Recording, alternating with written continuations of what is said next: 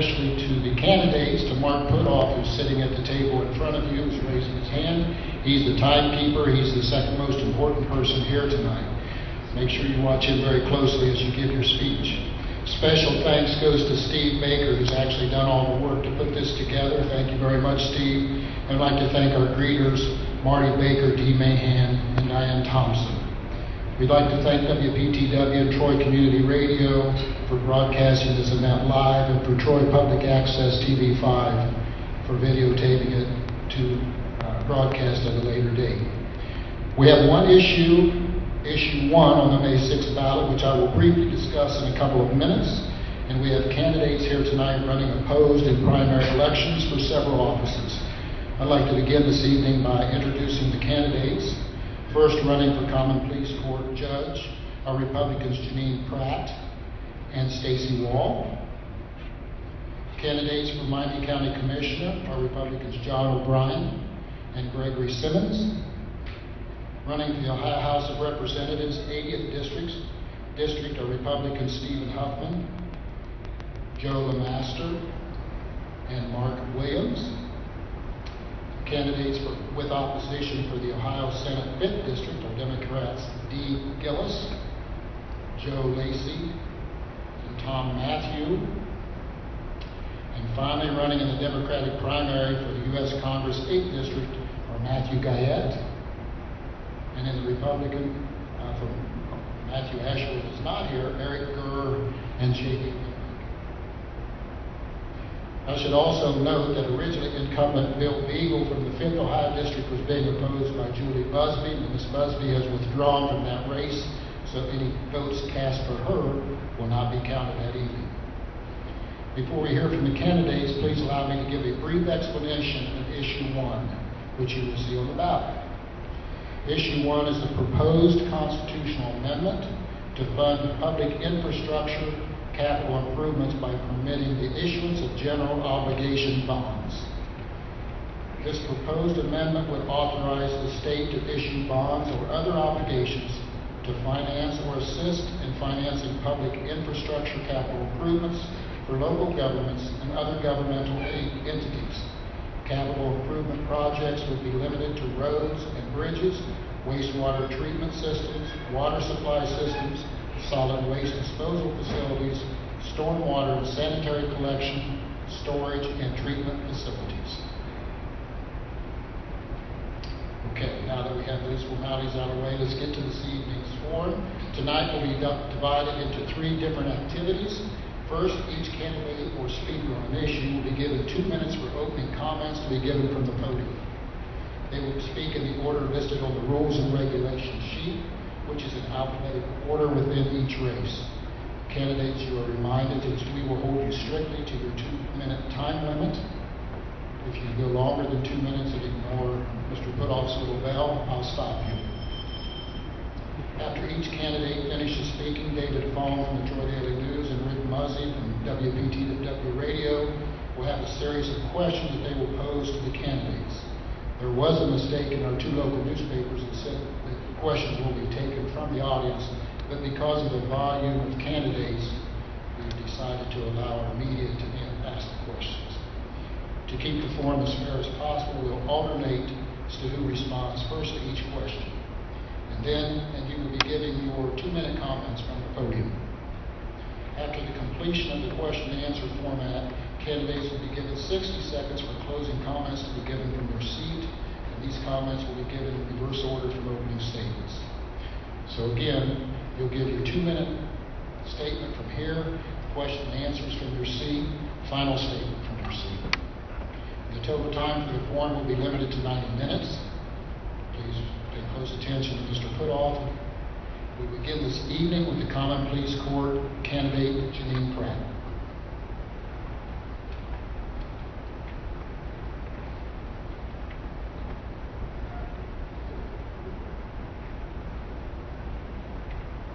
Good evening. Common Pleas Court Judge is one of the most important positions in our county government because the judge makes the rule of law for the county. The judge sets the standards for our community, and that's why this election on May 6th is such a big deal. And I'm here asking you to support me with your vote because I have the experience, the integrity, and the commitment to the rule of law to be the type of judge you can all be proud of. Let me tell you a little bit about my legal experience. I've been a practicing attorney for 20 years. I've been an assistant county prosecutor for 17 of those, and with the remaining 3, I've been a civil litigation attorney for large firm in Dayton. As an assistant prosecuting attorney, I've worked with Gary Nazel and Tony Kendall. I've been in the Common Pleas Court every day representing the citizens of Miami County. I've tried over 750 Common Pleas Court cases, and these are complex matters that involve complex issues. They have multiple parties and multiple attorneys. They include experts and professionals. They last for anywhere from 3 to 5 days.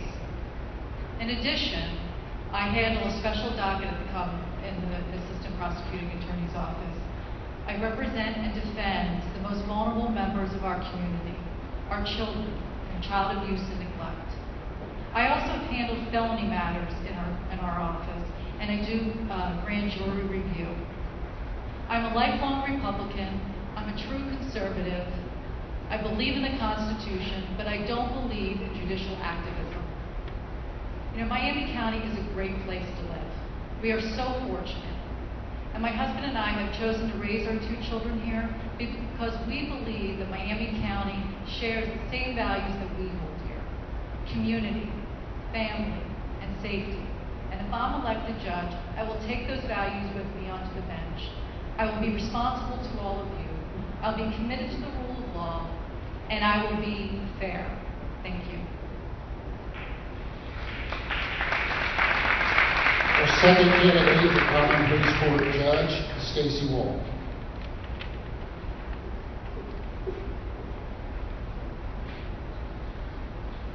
Good evening. I am running for Common Pleas Court Judge based on my experience and my leadership. I have been the Piqua Law Director and Prosecutor for the last 7 years, and that experience has led me to this position. The Common Pleas Court Judge that will be open when Judge Lindeman retires is in the General Division. That means that judge will be hearing felony criminal cases as well as a wide variety of civil cases. As the Law Director for Piqua, I have a large variety of topics I see every day. I negotiate all of the collective bargaining agreements, and Piqua has 7 unions. I filed the nuisance actions, in which you may know Paul's Bar was closed. We got a dog shelter out of Piqua. Those were all nuisance actions. In addition to any type of property issue, Piqua is going to build a new water plant, and that water plant involves a lot of land issues. We do agreements and options to enter the land, as well as have disputes on property settlement. Right now, there are a lot of title issues pending on that water plant. I also do anything that involves the discipline of our employees, arbitration cases, and any type of dispute involving grievances. As prosecutor, Piqua files over 1,000 cases a year, and those cases involve everything up through the felonies. I prosecute those to the first level of the probable cause hearing. I also believe in being a good leader. I just don't be a good citizen during my job during the day. I participate in the community in the evening and serve on many boards, including the Tip City Planning Board. So it's the experience and leadership that I bring you that I ask for your vote on May 6th. Thank you. First of 2 candidates to speak for Miami County Commissioner is John O'Brien. Good evening. My name is John O'Brien, and I'm running for re-election to the Miami County Commission. I'm proud of what we've accomplished with the county in my time on the County Commission. We've weathered the biggest recession since the Great Depression by cutting our budget 16%. Those $4 million in cuts have allowed us to have budget surpluses every year since. We've invested in much-needed updated technology, allowing the county to deliver services to our citizens more effectively and cost-efficiently. We've launched a new interactive county website that allows us to communicate with our citizens, our employees, and the economic folks out in the world much better. We've successfully upgraded the 911 center from a 20-year-old analog dispatch system to a digital system, making our first responders and our citizens safer. And we're taking care of our veterans. We've approved increases in staffing levels and additional services to be offered at the County Veterans Service Office, along with upgraded office space. But perhaps more importantly than anything, we continue to work with our economic development partners in the county, our cities, and our region to promote the region to bring good paying jobs to the area in Miami County so that you can support a family. None of this would have been possible without cooperation from the other county elected officials at the county and our cities. And consistent conservative leadership. Leadership I've given before and will again. Miami County is on the right course, but there's more to be done. Now is not the time to change course, and I promise to stay that course and continue these types of improvements and more when elected. I respectfully ask for your vote on May 6th in the Republican primary, and I want to thank Leadership Troy for holding the event and for all of these citizens coming out to hear us. Thank you.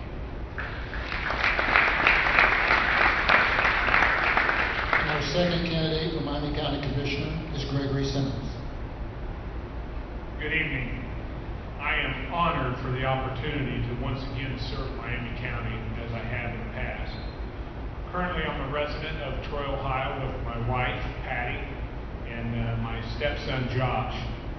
I was born and raised in Piqua, Ohio. I graduated from Piqua Central High School. Shortly thereafter, I joined the Navy and spent 4 years in the Navy. I've been honorably discharged during the Vietnam conflict. I also, when I came out of the Navy, I went to Edison State College. I was their first graduate. I continued my education with a bachelor and a master's degree. I'm just real happy to also say that all 4 of my children live here in this county. My 10 grandchildren live here in this county. And it's such an honor, and it's something that I want to continue to live in this county. And one of the things that I did was I pastored a church. And a lot of people have looked at that and said, well, what does that have to do with running for Miami County Commissioner? I'm a man of faith. And my faith has influenced me to be a man of honor and integrity in everything that I've done. I started my career in Miami County as a probation officer. I was promoted to chief probation officer. I went from there to Children's Services, where I was an investigator and I worked in administration. When West Central was being built, they hired me to be the director, and I'm proud to say that we was able to pay off that debt service. We had an addition added on that was paid for, and when I retired from West Central Juvenile Facility, we had $1 million in unencumbered money. I think it was $987,000, near that. One of the things that I stand for is accountability, integrity, transparency. I believe that President Harry Truman said it best when he said the buck stops here. And I really believe that accountability is a responsibility, and we need to accept the responsibility.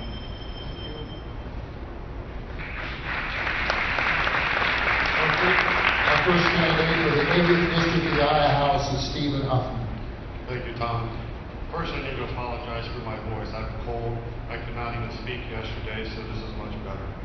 As Tom said, my name is Steve Huffman. I'm a Republican running for the 80th District House of Representatives. I'm running for a number of reasons. Simply put, government is too big. We need to reduce the size of the government at every level and make it more efficient. Being in the field, I know all too well added regulations and inefficiencies government imposes on the private sector. There are also an alarming number of people now dependent on the government. This is just not measured in dollars and higher taxes, but erodes individual dignity and self-worth. This epidemic leads to entire generations who become dependent on the government. This cycle of dependency needs to be broken. I'm not a career politician. I've worked in the private sector, creating jobs. I've met payroll, dealt with burdens of government regulations. I want to use this experience to restore our faith in government. Our government needs to free the private sector of burdensome regulations, promote free enterprise, which is the engine of our free economy. I grew up outside of Ludlow Falls, went to Milton Union High School. I was born at Stowler Hospital. I did my undergrad in medical school at the University of Toledo and I practiced an emergency room physician. I think I have the experience to used my life experiences in my living in Miami County my entire life. I feel I have the same values as many people here. I appreciate your vote, your support in the Republican primary on May 6th. Thank you.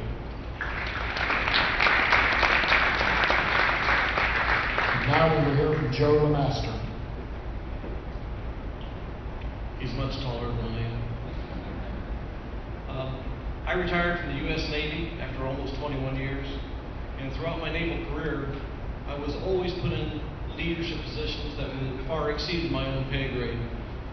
Early in my career, I was a shop supervisor at the jet mechanic shop.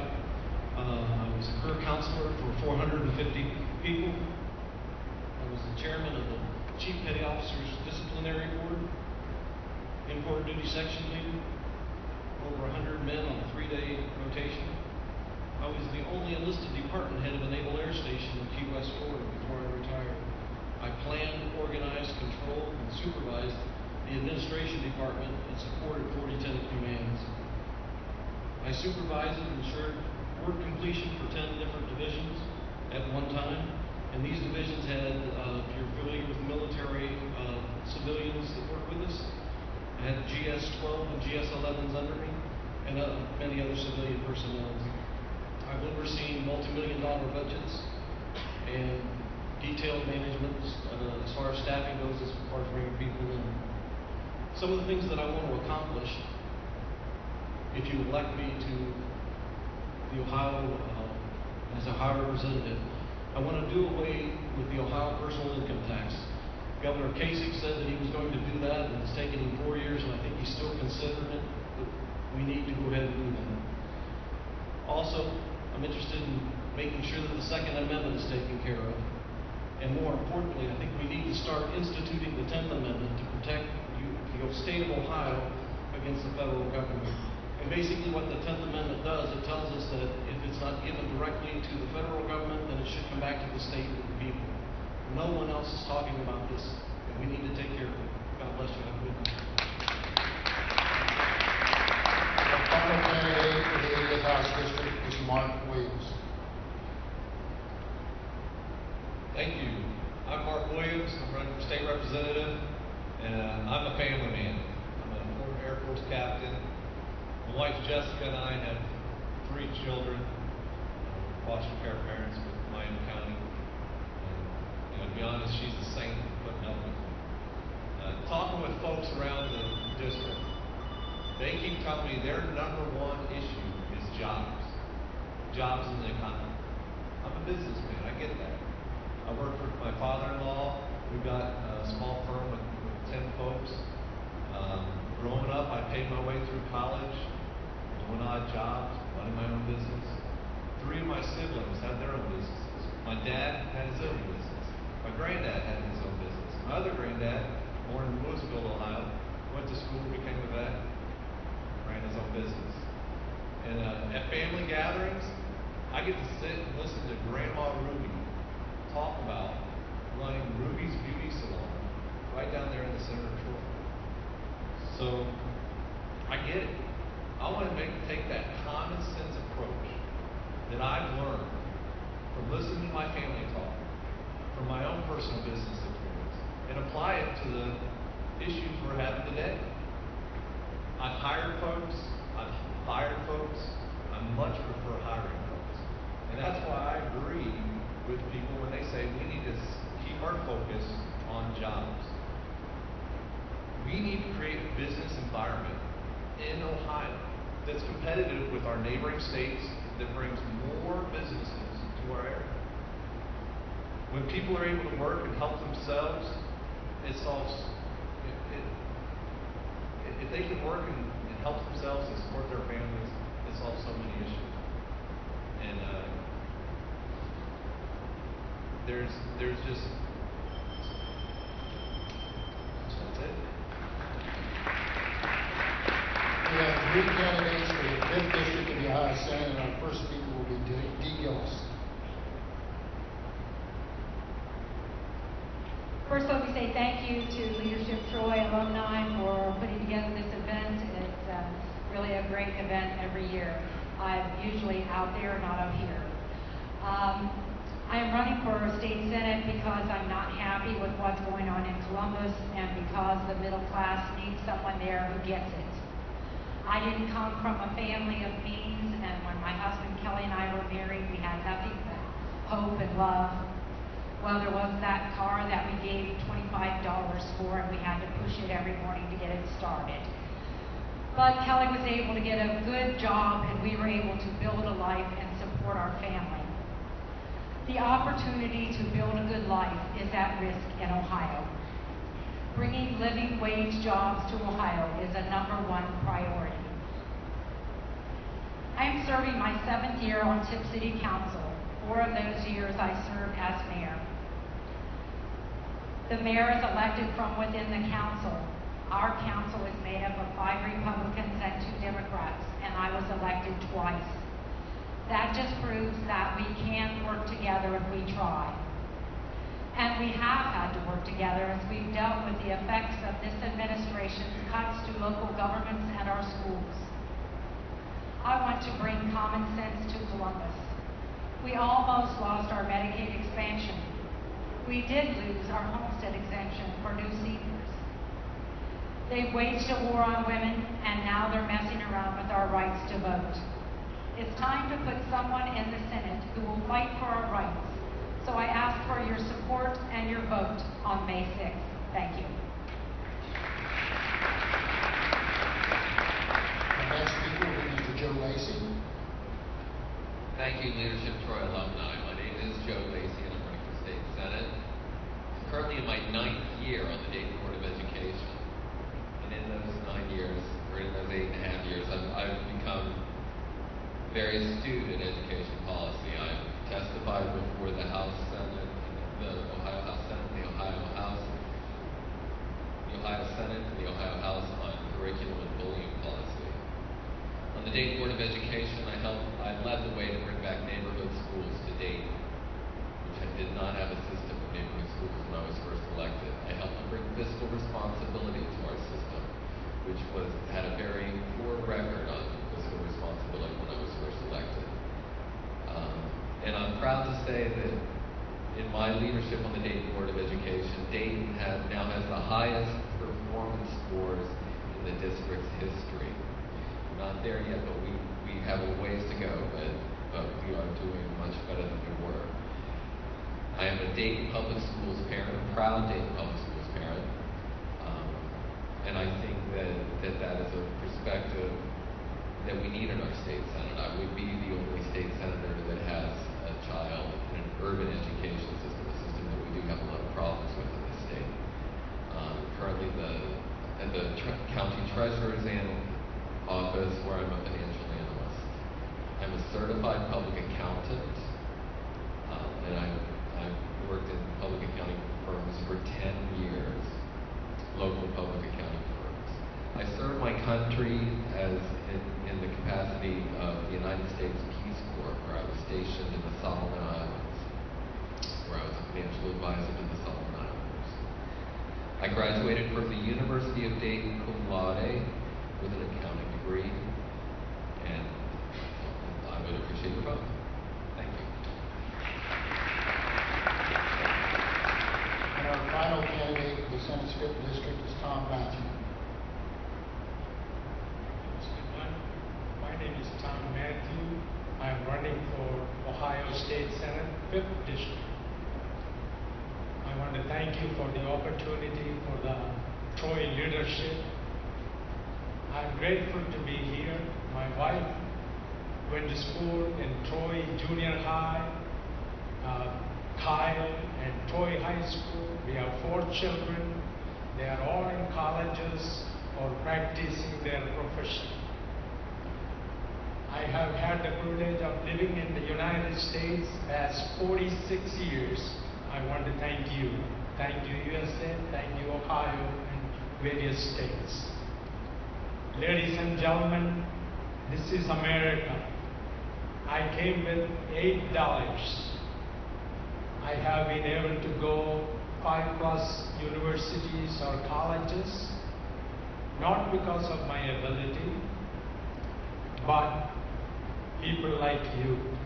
I am running for Senate and want to elect her and going to Columbus. I came here 8,000 miles away 46 years ago. You can send me 70 more miles to Columbus. You may look at my website, more details. I want to serve Miami Valley, and I know that it is time for a change, which we heard before. We are sending a lot of politicians. They are staying there, doing nothing for the pocketbooks of our people. Ladies and gentlemen, I would appreciate your vote. Again, give me an opportunity. Thank you.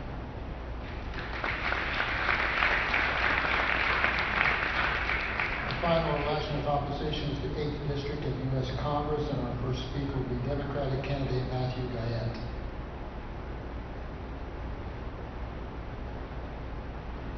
Good evening.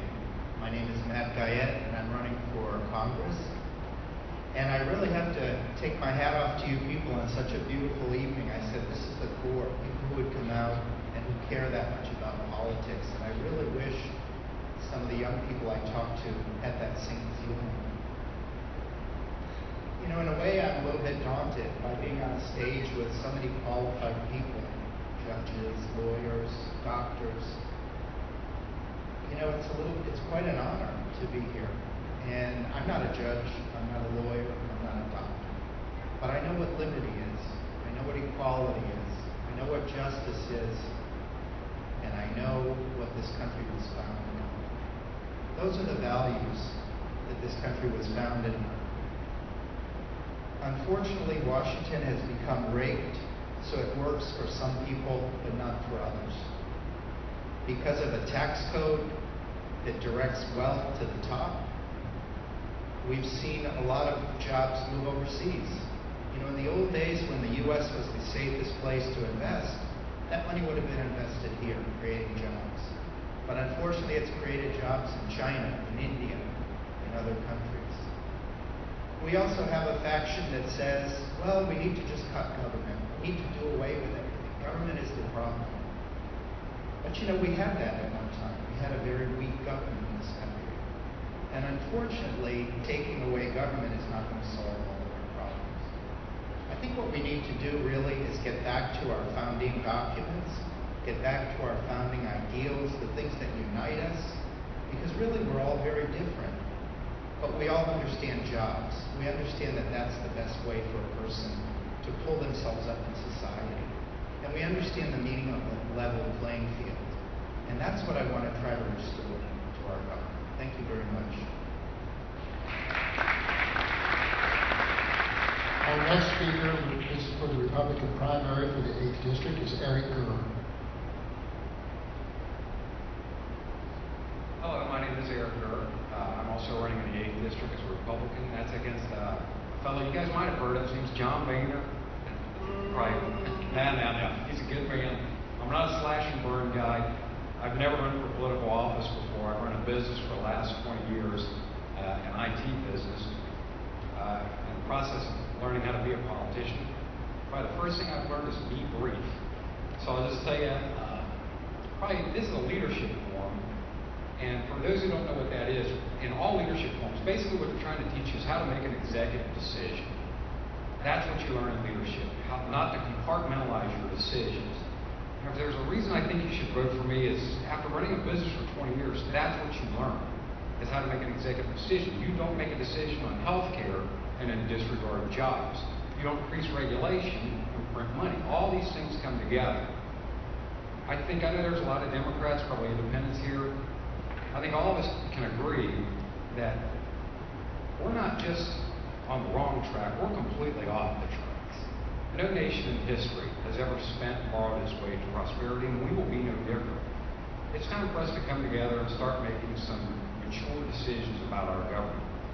If any of you folks ran your house the way they run for Washington, D.C., I'm telling you, the banks might have a thing to say to you. So in the interest of being brief, that's it. Again, my name is Eric Gurr. I'm a fairly conservative Republican, and the primary is May 6th. Thank you. And our last speaker will be Republican candidate J.D. Winteregg. I'm JD Winreg.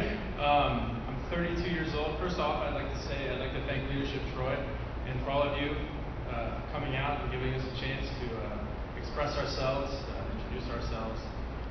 Like I said, I'm 32 years old. I live here in Troy, so I'm a local guy. I am a teacher in the district. I live in the district. I work out with some of you in the district. I see some of you.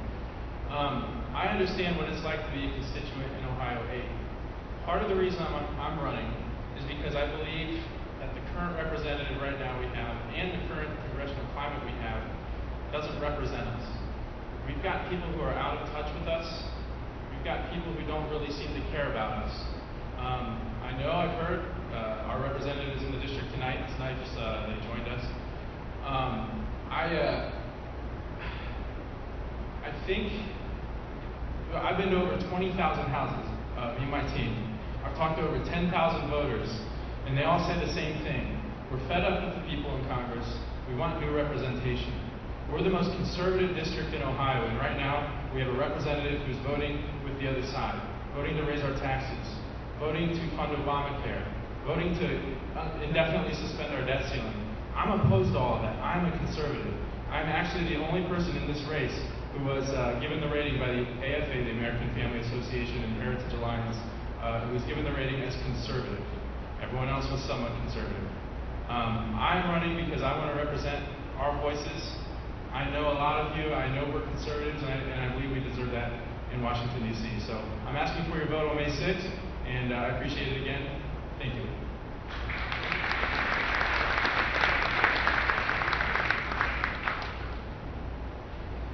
Okay, we will now move to the question and answer segment of the program. Candidates, remember, you'll answer from your seat. You'll have 1 minute to answer each question. We will go in reverse order to make this as fair as possible. First question, please. All right, thank you very much. This is a question for our two judge candidates. We are blessed not to have a gang problem in Miami County, but we have a significant drug issue problem in the county. We have drug issues all across America, and we're filling up our jails. If you are our judge, I know it's your job to administer the law, but how will you help us by dealing with the problem and also helping us not put people away and not solving the problem, but creating an additional problem? Mrs. Wall. Thank you. Judge G, also in Common Pleas Court, currently administers the drug court for the county. The procedure right now is that the court's going through the process to get certification from the Ohio Supreme Court. But part of that process would be for me as the next judge to work with Judge G on that drug problem. And that would be going through the certifications for the drug court, but also working with the community. It's not just the judge and the defendant, it's the judge and the treatment facilities and anything else that's available out there. So it's working within the system, within the community, in context I already have through the position I have right now. Thank you. Mrs. Brown. Thank you. I agree that we significantly have a drug problem here in Ohio, and it's being addressed now by the state representatives. However, in our court system, we do have to deal with it on an everyday basis. And I think as far as addressing addicts, we need to address sometimes the addiction. But along with that addiction, we have to have the full force of the law behind it. So if they do not comply with the prerequisites of the community standards, then we can impose strict consequences on them. That would entail addressing the prison issue as well as the criminal aspect of it. Thank you. This question is for the county commissioner candidates. Tonight you have the opportunity to ask your opponent one question. If you could ask your opponent one question, and then if each candidate could be given time to answer that question, what would that be? Mr. Simmons. My question would be, we have a 0.25% tax that sunsets in September, and my question would be, is that going to continue? It's been on for 5 years. It was told that it was put on from the 911 center, and actually a lot of that money, and I hold the records, and I know what a lot of that money is. And I feel like that we have a great reserve and that we really don't need that 0.25% tax put upon the citizens of Miami County. And so I would ask my opponent, is this going to sunset or not? Mr. O'Brien, you have a minute. It's a great statement in the form of a question. I am in favor of renewing the sales tax. The sales tax, 0.25% was put on for the $4 million in upgrades to the 911 center. The 911 center was an analog system. It was 20 years old. It quite frankly had outlived its usefulness. We now have a digital system, which is state of the art. And the plan all along was to use that 0.25% for the operations and the debt service for the 911 center. My opponent keeps bringing up that all the money for the 0.25% is not going to the 911 center. That's just completely wrong. $3.1 million was raised by that last year. $3.1 million plus a little more went out to the 911 center for operations and debt service. We still have one of the lowest sales tax rates in the Miami Valley, even with the renewal this year. So I'm in favor of doing it, and we'll vote yes. Okay, Mr. O'Brien, you get to ask the question. Thanks, Tom.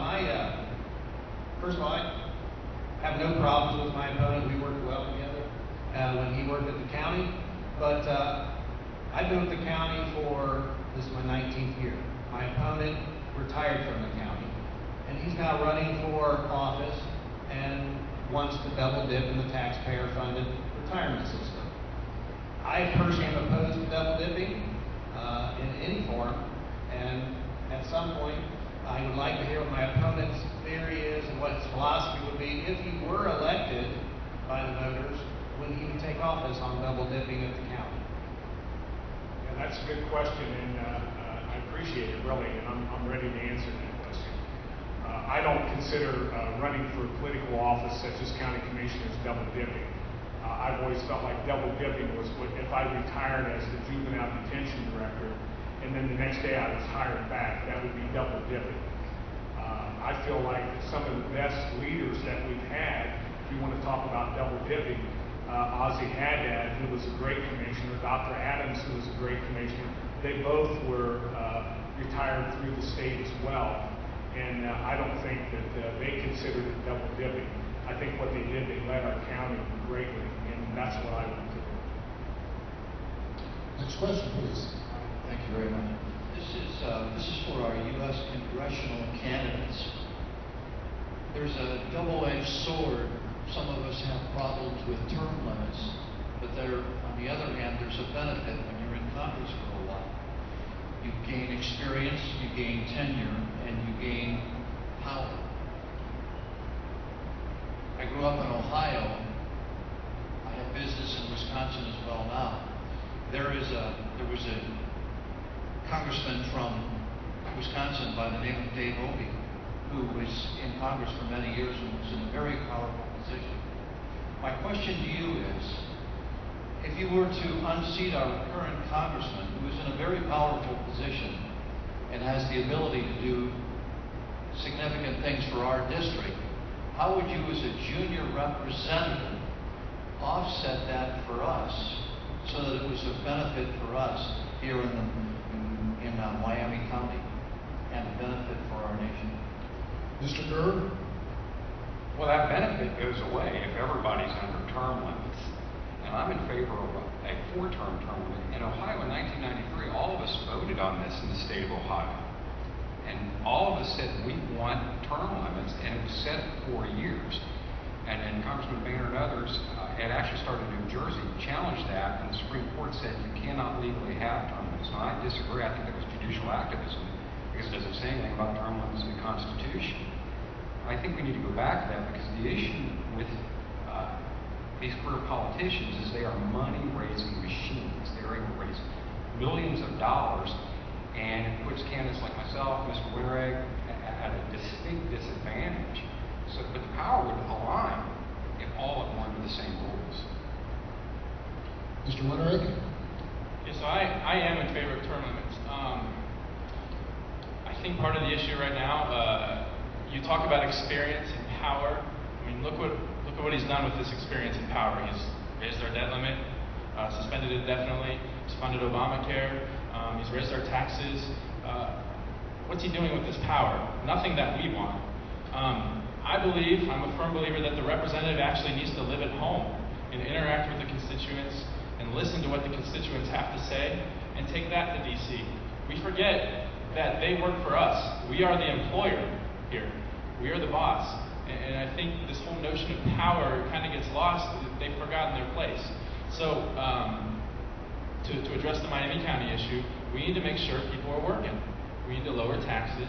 We need to get the federal government out of our business.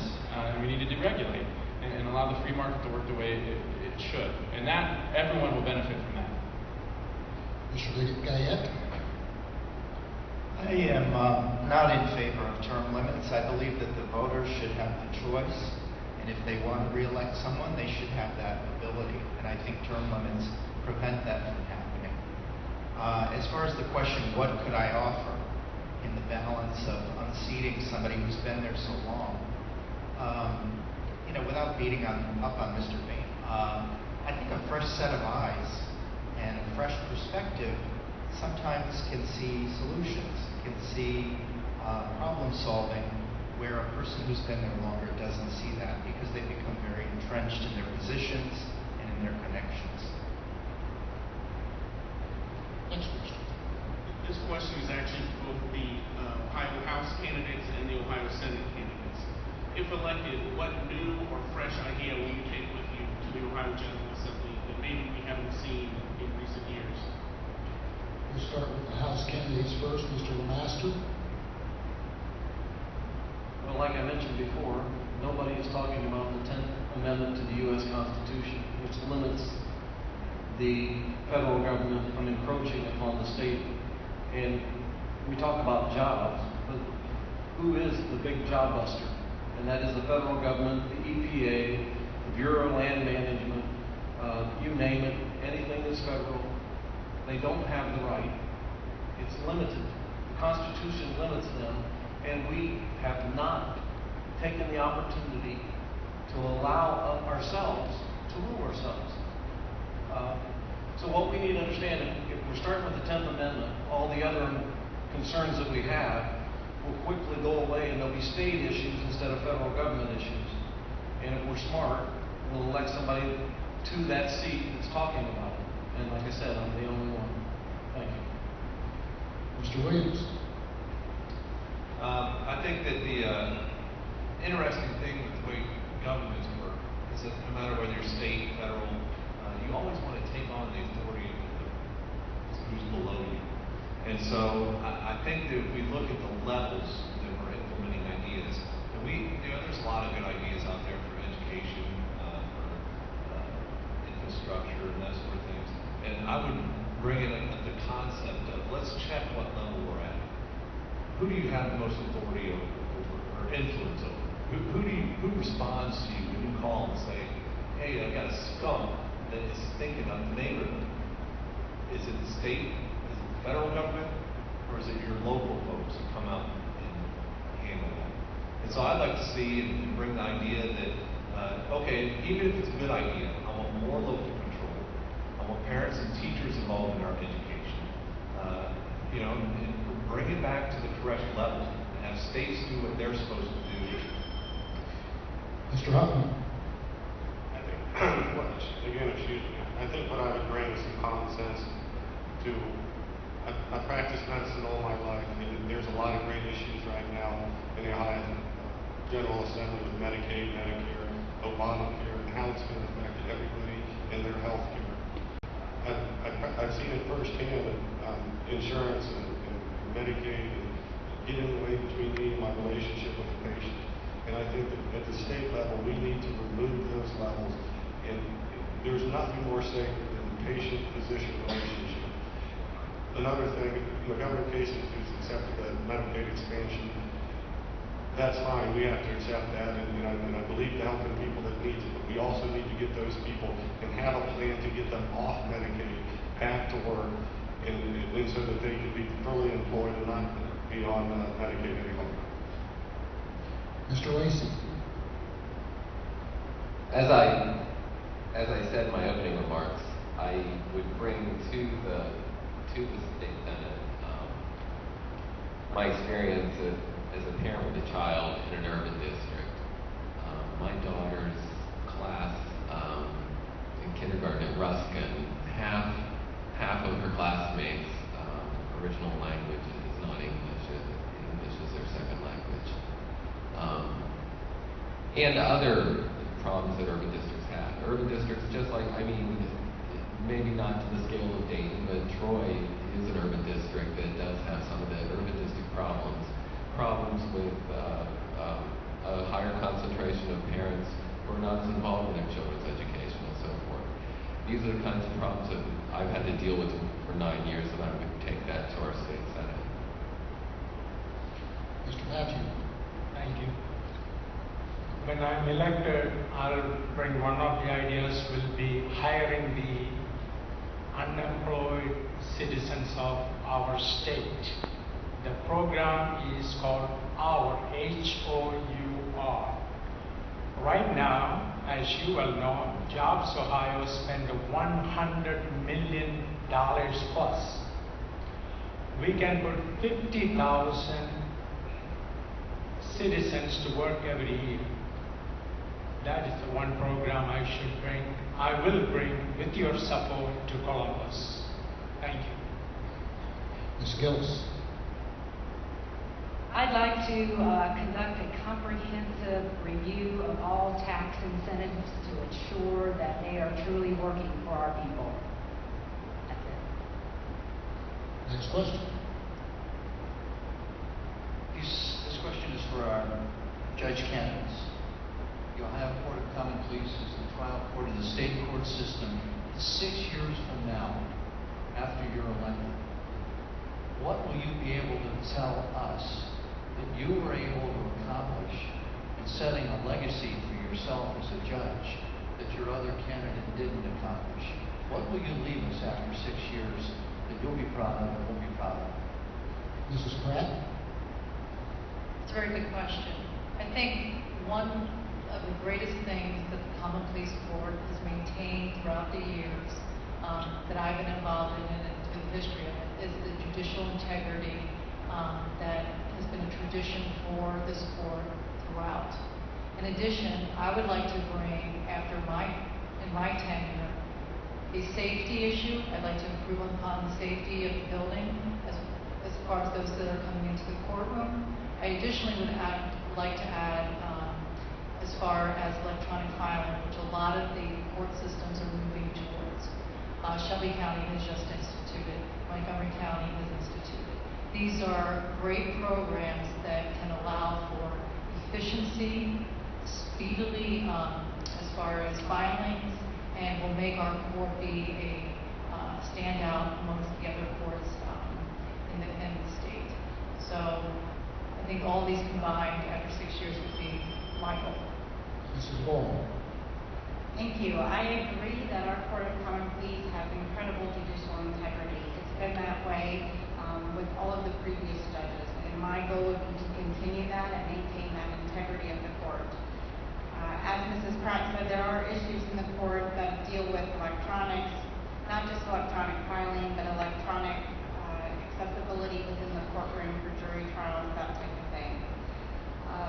Record retention and maintenance is also another issue that may not seem very glamorous, but one that the court needs to be concerned with and deal with that, as well as the security of the court.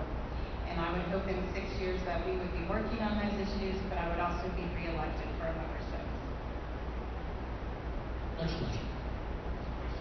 This question is for the county commission candidates. Jail overcrowding and overpopulation has been and continues to be a problem in Miami County.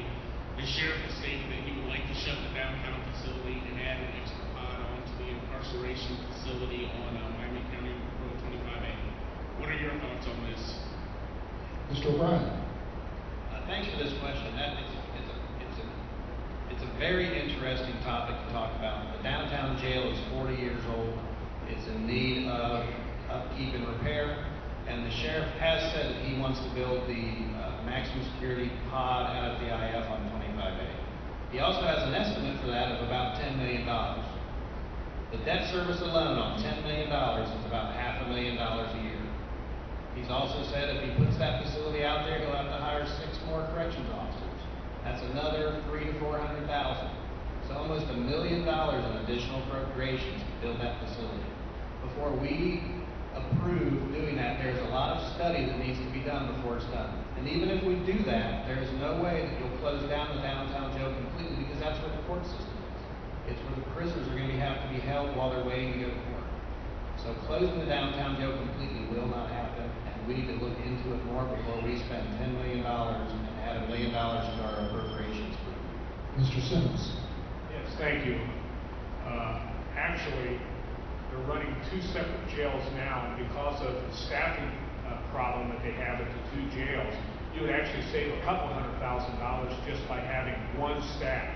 And running a juvenile facility and knowing staffing patterns and stuff, I know exactly, what he's talking about. And I feel like we're putting Band-Aids on the downtown jail.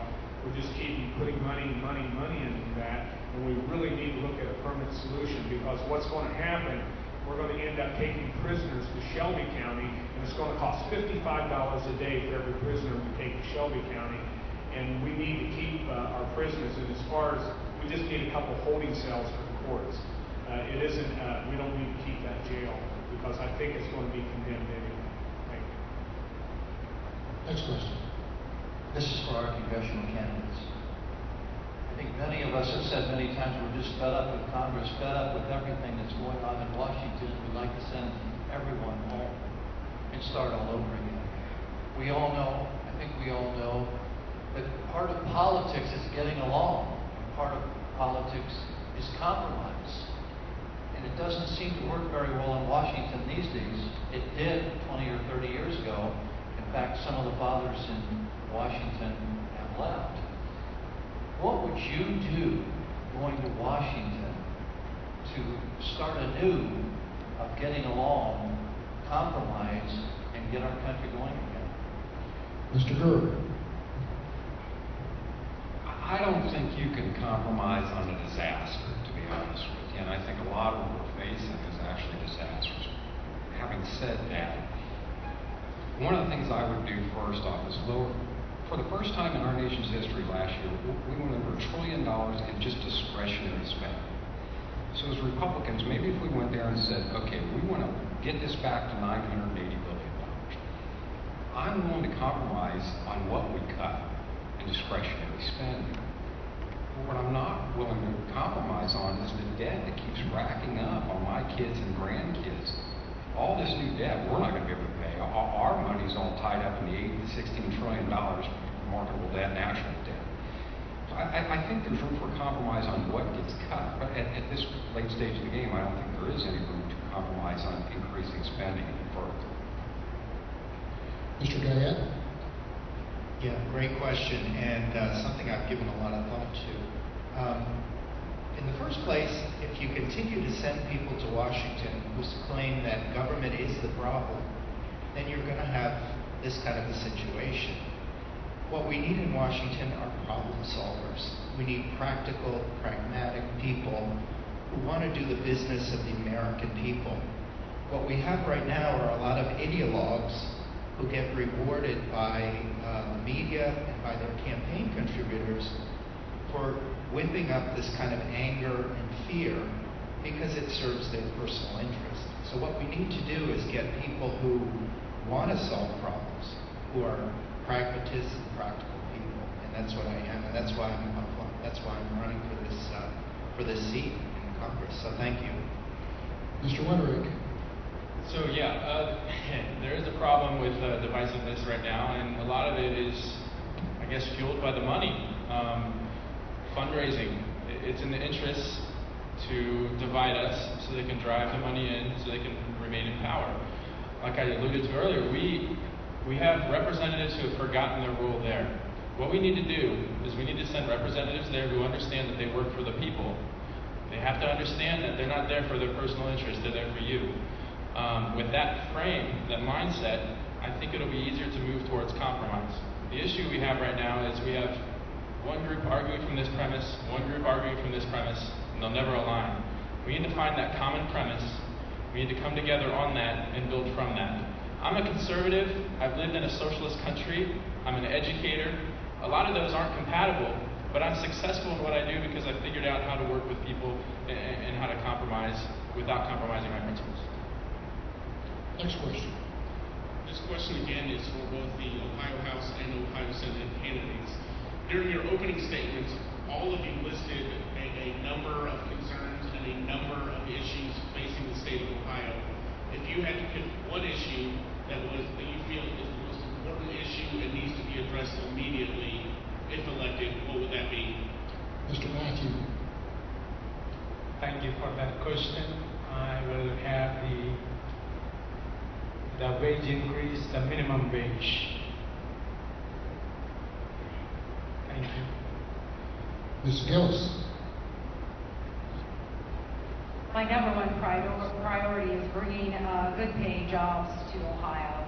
And one of the main things that we can do to help this happen is to have a quality education for our children, a good trained workforce. That is what brings industry to the area.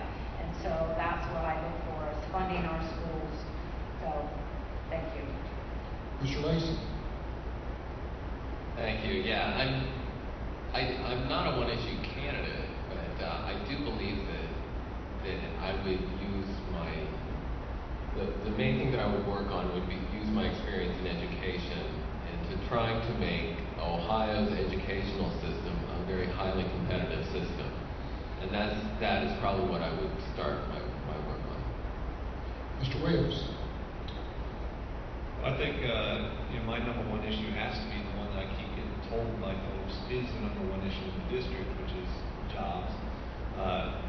But I think as a state level, if we can increase the transparency and the accountability of our legislature, our state, if we can reform the tax code, create a business environment that's competitive with our neighboring states. We're really close to Indiana in this district. And so we're competing against Indiana for companies. And so when a company is looking at coming to this area, they don't really probably care exactly which side of the line they go on. They're going to go to whatever environment is going to meet their needs. So we need to create an environment that is competitive with our local states, bring more businesses into our state, so our local areas are fighting over jobs and businesses from outside the state, not from within. Mr. Huffman.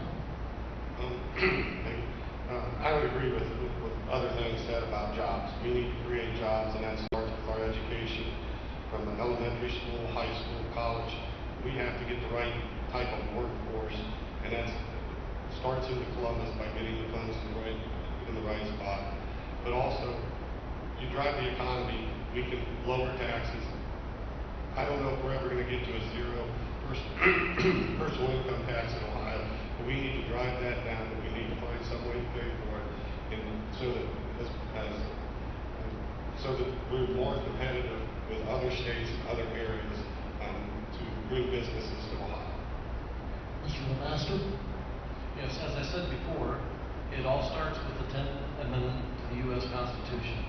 The more we limit the federal government, the more we will be able to take care of our own destiny here in this state. That deals with everything that the government is overreaching on. If we stop them from the EPA and all their overbearing regulations, we can do that here. And what I don't understand is all of Ohio have elected people in every key place. And it's like we're sitting on our hands. We need to protect the people of the state of Ohio. The only way we're going to be able to protect the people of the state of Ohio is start instituting laws like many other states around the nation are starting to do to protect us and get the federal government off our backs. We can create jobs or an atmosphere of jobs in this state if we just stop the federal government overreaching and overbearing into our lives. Thank you. Next question. As for our judge candidates, as I understand it, part of your responsibility is domestic relations, the family. There are a lot of divorces in our country today. A lot of children are separated from their parents. As a judge, what can you do to support marriage, keep marriages together, and help reduce the number of divorces that are going through the courts, and ultimately the children are hurt, and ultimately the country is hurt? Mrs. Wall. Thank you. Currently, the way the common police court system is set up, we have great magistrates in the court that handle most of the domestic relations work. And through the magistrates, we have different programs such as required parenting classes, guardian ad litem that all help with children and parenting issues. And so I would help support those programs and see what else we could do to encourage marriage stay in our community. Mrs. Pratt. I think that's a very good question, and I deal with children every day in some result of a dysfunctional family, and I think if our families would be better prepared in some respect, and if the court could help with that. The domestic relations is one division of the common police court, as you noted. The programs that would allow for the children to have less of an impact through the system could be possibly counseling that could be offered through the court, or some type of training program with the parents before they get to the point of actually deciding to sever the relationship, to really have a thought process. The guardian ad litems are exceptional people that work with children to make it easier for them during this process. So if we could institute all of these different measures, I think that would impact the families as well as possibly the parents in the final decision. Next question. This question is for the 8th District candidates. Obviously, the incumbent candidate has a very high profile locally, nationally, internationally. What grade would you give him, the totality of his time in Congress, and why? Mr. ABCDEF. ABCDEF. Mr. Wonderick. I'm a teacher, so this is a fun question. I would split his tenure in 2 parts. I would say the first part, when he went in, he would get an A. He was a conservative. I would say the last year or 2, he'd get an F. He's not been a conservative. I read about this guy. I was 8 years old when he went in, and I read about this guy who went on the floor with a bag over his head to fight this establishment culture, to stand up for what was right. And then I look at him now and wonder, where did he go? His performance right now is lacking, for lack of better terms. We need someone in there who isn't afraid to stand up to any kind of establishment culture or our president. Mr. Guyette. I think I would give Mr. Boehner a D, and I'm not quite as happy about the early days of his tenure when he is remembered most for handing out checks from the tobacco industry on the floor of the United States Congress. That was a very shameful day in our history. And it presaged a lot of what we're facing now, a lot of big corporate money, which is flowing into politics and really distorting our democracy. It really scares me, for the future of our country, because if you get to a point where people can buy elections, and we don't even know where that money is coming from, what does that say for the vote that we all have in this room? So I think recently he's tried to find some kind of unity, at least in the Republican caucus, but I think it's a job that's almost impossible right now, because you have people who basically want to blow up the government. Mr. Burr.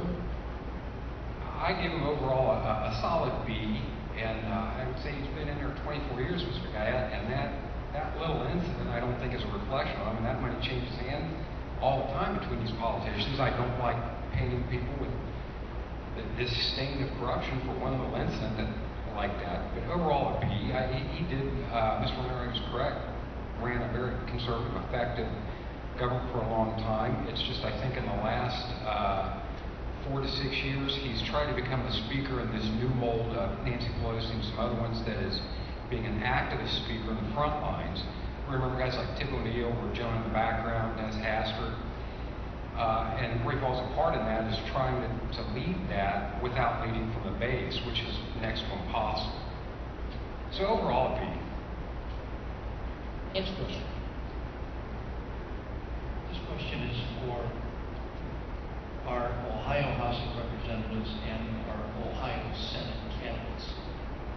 If you would talk to J.C. Wallace, who's here tonight, if you would talk to other employers in Miami County, they would probably tell you one of the things that we need is more qualified individuals to fill the job positions that they have. They have good job positions, but they need good people. And that goes back to education. So my question is, what can you do to help our schools, to help our high schools, our grade schools, our colleges, our technical schools, better prepare boys and girls, young men and women, to stay here and fill these good jobs within our county? Mr. Huffman. I think we need to start early to make people. College isn't for everybody. We need to get kids to understand what direction they're going. Is it a trade?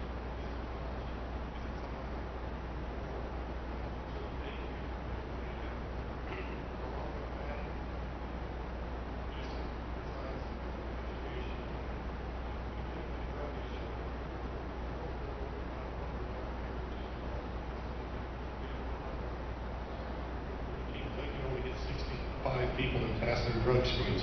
We need to address that drug problem at the same time we address the training and education early on in their career. Mr. Lemaster? I heard a statement the other day up in Michigan, that state up north, where they were questioning middle grade school kids, and the question was asked, would you rather work in a factory or be a slave? Over 50% of the class answered be a slave. We need to change the mentality of what our kids are being taught. They're taught anymore that if you're not going to college, you're going to be a nobody. When I grew up in Sydney, the first 17 years, I was in distributive education and worked at the Kaufman store and other stores in the area. And it didn't really hurt me. I ended up with a doctorate degree, so I think you can break out of that mold if that's what you desire. But you can also, we need to teach the kids that it's not a bad word to work for a living. Mr. Williams?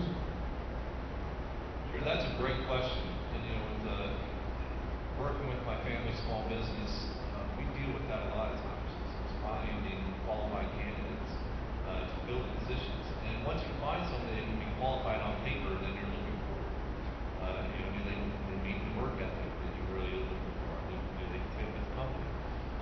As far as education, I think that's where it starts.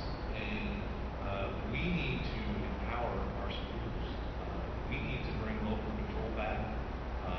Like I said, regardless of how good an idea is, if it's at the wrong level, then it's not going to help. And so we need parents and teachers, not politicians and bureaucrats, to be making decisions about how our schools are run.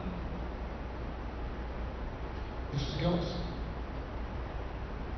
We must be sure that our children are prepared for the global workforce, and the best way to do that is to properly fund our schools. That hasn't been being done. We should not be sending taxpayer dollars to unaccountable, underperforming charter schools.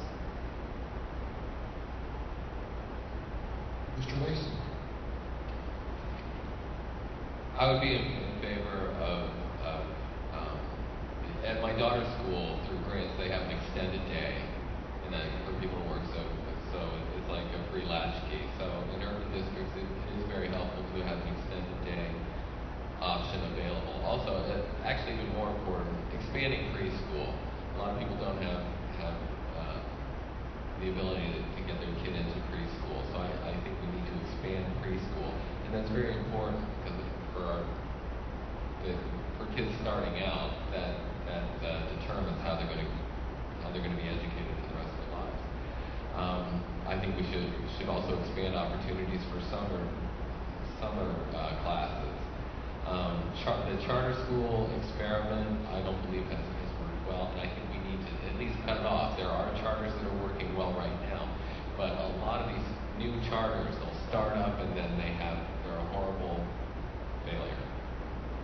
Mr. Matthew. Thank you, Mr. Dunn. In Ohio, we have a great student, great teachers, great administrators. The question indicated we have great schools. What is lacking is, at least I know of, is both legislatures, the House and Senate, not providing adequate funds. That is the key. The politicians in Columbus need to be aware of it. They went to schools in the 80s and 90s and 70s.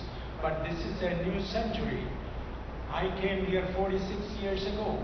The America gave me good education that can be applied today by providing adequate funds to the administrators and teachers so they can run the school effectively. Thank you. This will be the last question. This will be the final question, and this is a question we ask, this is for all the candidates, and we ask this at every Meet the Candidates night. How much are you spending on this primary election, and where are your money and contributions and funds coming from? Mrs. Brown.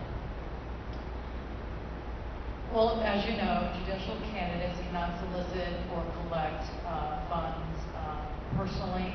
I have to date received approximately $46,000 in fundraising, and I've spent approximately $30,000. With 2 weeks to go, I'll spend a little bit more. Mrs. Wall. I would agree that with 2 weeks to go, we're still spending money. But at this point, we've spent about $15,000. Mr. Simmons. Yes, I have taken in, I believe it's $5,400, $4,000 down to my own money, and we've got probably $1,500 left, and I've had a few contributors that gave $100, $200. Mr. O'Brien. I had $10,000 to start this campaign in my campaign account from other campaigns. I'll raise between 8 and 10 before it's over, and I'll probably spend about 10 when it's over. My contributions all come from citizens of Miami County or people who used to live in Miami County in the 70s. Mr. Lemaster. Yeah, I'm a big spender. I've raised about $2,000, and if I spend that, that'll be okay. But I don't. Can I say something? I really don't like this question, because it shouldn't be about money. I know it is. It shouldn't be.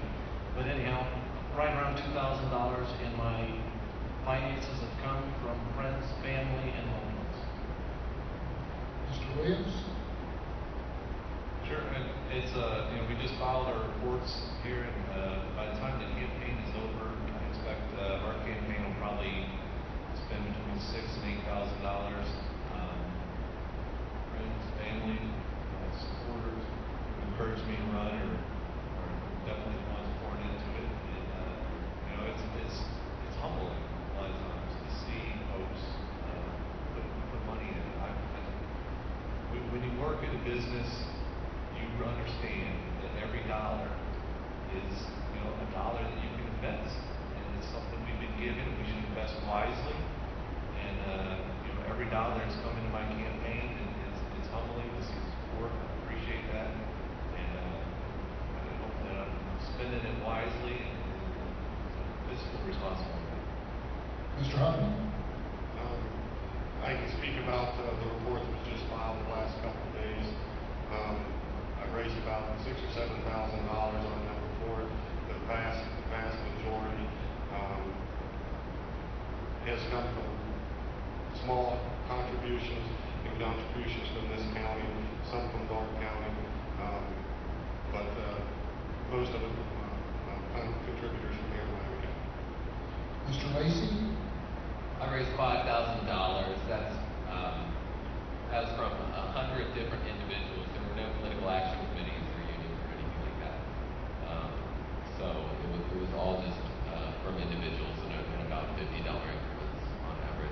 highest contribution was $500 from my cousin who has a sporting goods store.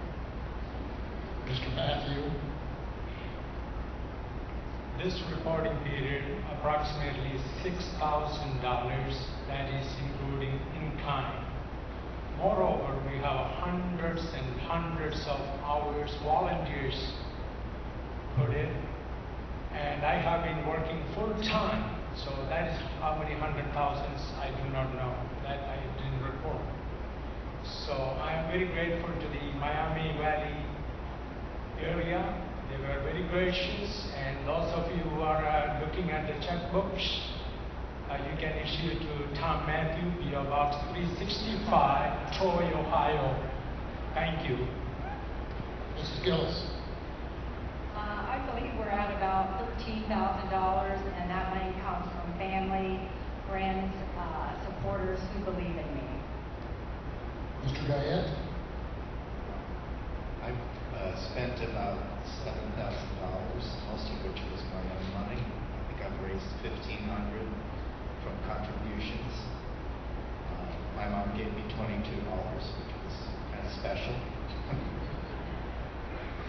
I think my largest contribution was $500. A personal friend that we share a lot of concerns about the direction of the country and that kind of thing. And a couple of my college buddies gave me $100 each. But most of my contributions, I think, were in the amount of about $22. Mr. Winterig? I'd say up to now we've raised close to $60,000. Probably spent around $50. 5,000 of it was from the Tea Party Leadership Fund. It's a PAC that maxed out their contribution to me. The rest of it is small donations from around the nation due to the nature of this race who we're running against. We have a lot of people who are behind what I'm doing here. And yeah, so I'm a teacher. I know how to stretch a penny, and I've done that very well. Mr. Brewer? I think it's about $30,000. I put in about $5,000 myself, no PAC money. About the same as JD, small contributors from all over the country. The $5,000 I put in as a loan to the campaign, and we're about 2 weeks away. I may do another $10,000 or $20,000 loan if it helps. It's tough business. Okay, that concludes the question and answer portion of this evening's program. So candidates, you will now give your closing statements from your seat. We'll go in reverse order from the opening comments. So, Mr. Winterig, you go first. So I know I've been hard on our representative tonight. Why should you vote for me though? You should vote for me because right now the Republican Party has a brand problem. Their reputation is that they're old, white, and out of touch. I don't buy that reputation. I don't believe in that. And that's why I'm still a Republican. But the fact of the matter is that's how they're perceived. And they need someone like me to come in and shake up the party. I'm young enough to, I guess, be naive enough to think I'm invincible. Old enough to know better. And I think I can really bridge that gap because right now we're struggling to reach the younger voters. We're struggling to connect the younger voters to the older voters. And that's something I can do. It's something I know how to do and something I've been successful at so far. So please, May 6th, think about casting your ballot for me. And he kind of stole my line. I was going to give the P.O. Box number, but J.D. Winterig, committee to elect J.D. Winterig if you'd like to contribute. So thank you. Mr. Brewer? I'm not going to pitch myself for my campaign. I want to talk about something that's really neat to me. All you folks here, I studied history for 25 years. There are people from the media up front here. The United States of America is the greatest nation ever conceived in the mind of man. In many countries, even today, the gentleman from the press who asks any kind of question against the government would have been herded out and put in prison. You as citizens wouldn't be allowed to express your voice. That's the way the world worked for thousands of years. But the United States, this great nation, all of you are able to come out here to express your opinions. We have a media that can ask tough questions. This is the greatest thing in the history of the world. I think we need to fight to stay together as citizens, all of us, and protect this because it is a wonderful thing. Thank you. Mr. Guyette? You know, the United States Capitol has this beautiful dome on top of the center.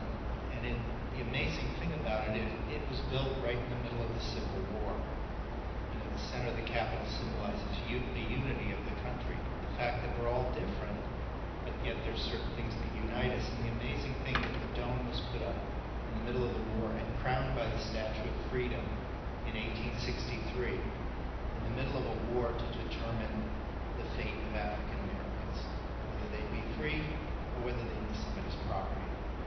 That dome has just gone under renovation. They're building scaffolding on the inside and the outside. It's going to be under repair for 2 years. I hope that during that 2-year period, some of the unity of the Congress, some of the unity of the country can also come out. I think the only time in our history we've been this divided was in the 1850s, right before the Civil Wars. I'd like to be part of that. Mr. Matthew. Thank you, Mr. Dunn. Thank you all for the opportunity to be in front of you and present my views.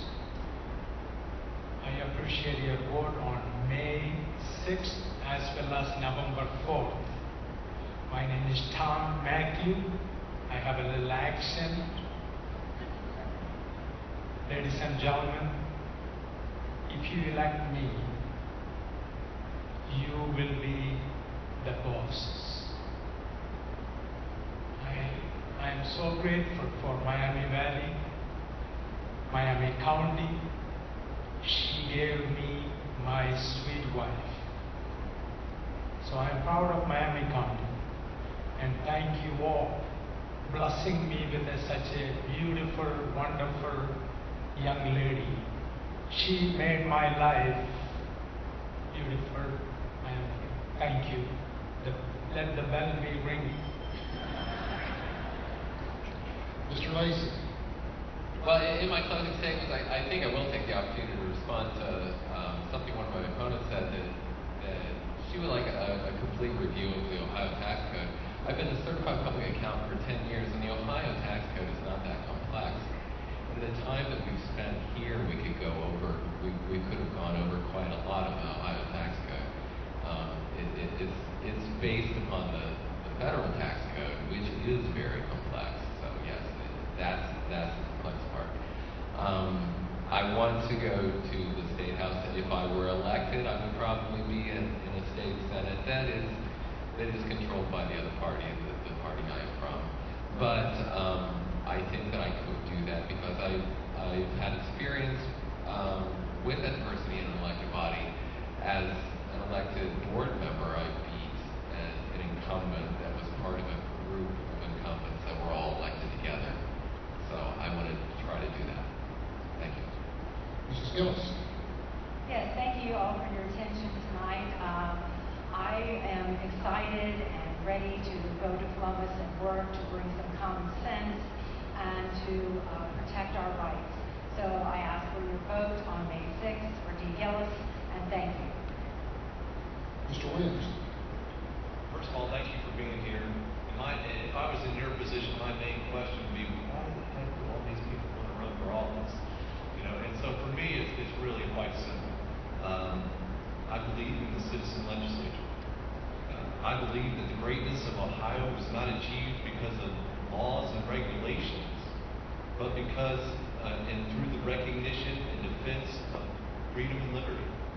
And the idea that all men were created equal with inalienable rights, not from a government, but from our Creator. And I think it's the defense of these ideas that has highlighted Ohio's exceptionalism. And so, Ohio is a great state. We have some really smart kids nipping at our heels, and I believe we owe them the same freedom and liberty we experienced growing up. And I served in the military to do my part in protecting freedom and liberty, and as a state representative, I plan to do the same. Thank you. Mr. LeMaster? Yes, I told you a little bit about my past. I will tell you who I really am. I am a pastor of a church. I hold that responsibility dearly because I know what the Word of God says, and I know what awaits me if I deviate from that. So I believe that we need righteous holy and godly people looking over for the rest of us. I deal with the problems that people talk about every day, be it marriage problems, be it financial problems, and I have a pastor's heart. I will go there looking to try to help people, not to give them the handout, but help them to streamline it so that they have the opportunity to make themselves better. A few years ago, I had the opportunity to run against Dick Adams, whose seat that we're trying to replace. I also had the opportunity during that campaign to talk to Bob Nestle, and back then, I know he's passed away, but he did endorse me at that time. Thank you. Mr. Huffman. Thank you. People ask me, Steve, why you're successful in medicine? And I got 3 reasons here, and I actually got 5. Well, Ashley and Will and Jack stand up. And next to them is my wife, Catherine, of 22 years. I fear for the future. Thank you. I fear for the future. It's for their future. And we need to put Ohio on the right track. I believe America and Ohio's best days are still ahead of us. Only courage to do that if the right will return and reaffirm those principles that made our country great. I give you my word that I'm committed to conservative Republican principles of limited government, lower taxes, a free market economy, and defending our Constitution, including the Second Amendment. When elected as your next state representative, I will approach it the same way I have every other task in my life, with hard work, integrity, and honest values. Thank you. Mr. Simmons. Yes, I want to just dwell on a couple of questions here. One is, my opponent said not to have change. I think it is time for change in Miami County Commissioners. And the other thing is the 0.25% tax that he wants to renew. I feel like before that's renewed, it ought to be taken back to the citizens of Miami County. Let them vote on whether it needs to be renewed or not. I don't think it should be put in the hands of the commissioners. Though I believe that we live in one of the best counties in Ohio, there's specific areas that need to be improved. I'm concerned about wasteful spending of tax dollars, non-competitive bidding process that has been used in our county. I think it's detrimental to the county's fiscal health and the residents' faith in their elected leaders. And so the simple theme of the message of the Simmons for Commissioner campaign is to bring integrity, accountability, and transparency to our local government. And I truly believe working together we can do that. And I seek your vote. Mr. O'Brien. Before I became a county commissioner and before that a county recorder, I worked in the private sector for 11 years. First in the computer industry, then managing a local law firm in Troy, and then owning my own small business in Pickwill. I know what it takes to meet a payroll. I know what it takes to give good customer service. I use those same things that I did in the private sector for a government official. For the past 18 years, I have been dedicated to giving the citizens of Miami County the best county government in Ohio, if not the nation. I will never do anything to blow a hole in the general fund budget, and I promise that to you. The voters of Miami County have elected me twice now as commissioner, and they put their trust in me. I have not let them down, and I believe they know what to believe and what not to believe in this election. I honestly believe that I'm the best person for this position. I'm the most diverse, and I have so much more to do. I ask for your vote on May 6th in the Republican primary. Mrs. Wall. Thank you. I have a passion for the law and a passion for hard work and a passion to maintain the integrity of the court, and that's why I'm here before you. I'm a leader. I train new lawyers as a Supreme Court mentor. I serve on a law directors roundtable, and I'm often asked for my experience and assistance in a lot of different matters. And I would like the opportunity to expand that knowledge and serve the citizens of Miami County in the court. It is that reason that I ask for your vote on May 6th. My peers have supported me, and that means a lot. The lawyers of the Miami County Bar Association voted me as well qualified and the preferred candidate for this position, and I ask you to do the same. Thank you. Mrs. Pratt. Miami County voters deserve a judge that shares their high standards of integrity and ethics. They deserve a true conservative and a lifelong Republican, and a person who's going to make them proud. a judge that will follow the rule of law, that will bring prestige to this position, and who is familiar with the common pleas court and who has practiced there. I am that person. I am the candidate who has practiced in common pleas court for the last 17 years, and that's where this position is located. I am tough, I am smart, I am fair, and I am practical. A vote for Pratt is a vote for experience, integrity, and a commitment to the rule of law. Thank you. This concludes tonight's forum. Thank you to all of your candidates for being here this evening. Thank you for the audience. We will hold another one of these 50 candidates on October 9th. I hope to